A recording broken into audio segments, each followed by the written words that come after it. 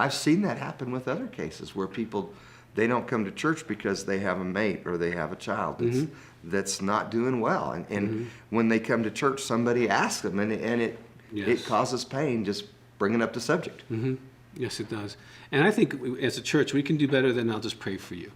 That's what the parent prodigal process was, because I've been trained as a pastor as well, and they didn't teach me how to deal with this one.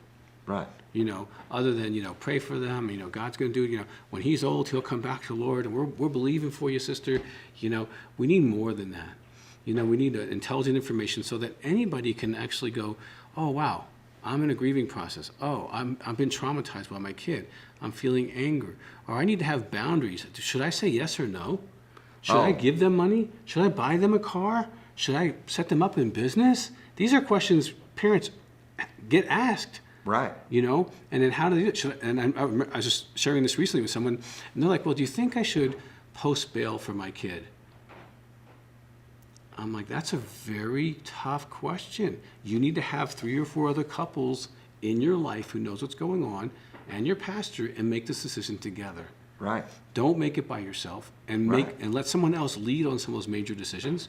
You can say, you know what, if it's money, we're going to talk to so-and-so, and they're going to make that decision, because we can't. We're too emotional. We love you too much. You know, we don't have clear thinking, and we think if we help you, it's helping you, and they know if helping you might not help you. Right. And we might need someone else's brain to help us. And this is where, as a team, if you have a group of people doing the parent prodigal process, you can call them and say, hey, John, my son just called, and you know, he just got a $2,000 fine. Do you think I should help him out? Right. You know, and John would probably say, well, let's get together and let's talk payment plans. Let's talk about he works it off. Let's talk, because sometimes as a parent, you're like, you just want to write the check to get the pain over with. But pain is what brings the prodigal back home. Right. And sometimes you're not helping him, you're enabling him to continue. Right. And you can't know that by yourself. You need someone to say, that's not the best idea. I love you. I love them. That's not the best idea. Right. You know, and sometimes you need someone to go in there and bat for you. So you know what? I'll go visit them in jail. Right. Okay. I'll represent you.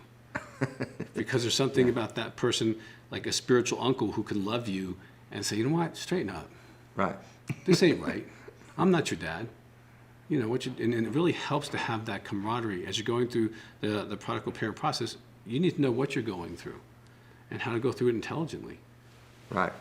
I really liked, you know, that you brought out in the book, God was the first prodigal parent. Oh, absolutely. 100% failure.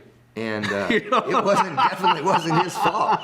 No. You know, Adam chose to eat of the tree of knowledge, good and evil. Eve chose. Adam chose. And they chose together.